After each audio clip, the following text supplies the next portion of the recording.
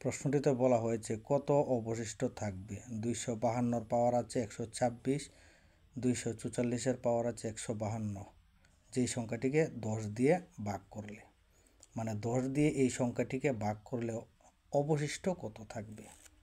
আচ্ছা, তো এখানে যে সংখ্যাটি আছে, এখানে এককের সংখ্যাটি হচ্ছে 2, 2 বর্গ করব, বর্গ করে যে আনসারটা হবে ওই আনসারের এককের সংখ্যাটি নিতে হবে।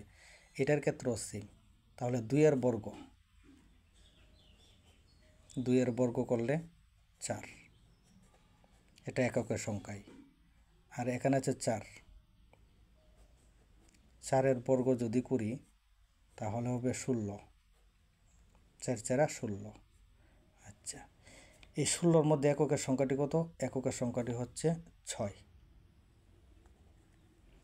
আচ্ছা, এখন এই দুটোটা সংখ্যা যোগ করব, তো 4 আর 6 যোগ করলে 10 সমান। আচ্ছা, দেখো অঙ্কটা আমরা কীভাবে করেছি। এই যে লাস্ট সংখ্যাটা আছে এটার বর্গ করেছি, বর্গ করে যে ফলটা হবে, যে আনসারটা হবে, এই আনসারের এককের সংখ্যাটি নিতে হবে। তাহলে লাস্ট সংখ্যাটা আছে 2, 2 বর্গ 4, 4 সিঙ্গেল সংখ্যা, তাই এটাই এককের সংখ্যা। এখানে লাস্টে আছে 4, 4 বর্গ 16, এখানে এককের সংখ্যাটা হচ্ছে 6।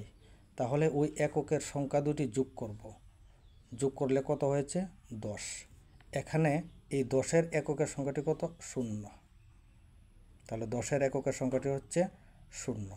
তাহলে 10 দিয়ে সংখ্যাটা যদি ভাগ করি তাহলে অবশিষ্ট কত থাকবে? এই 0 থাকবে আনসার। তাহলে অপশন 3 এটা হচ্ছে কারেক্ট আনসার।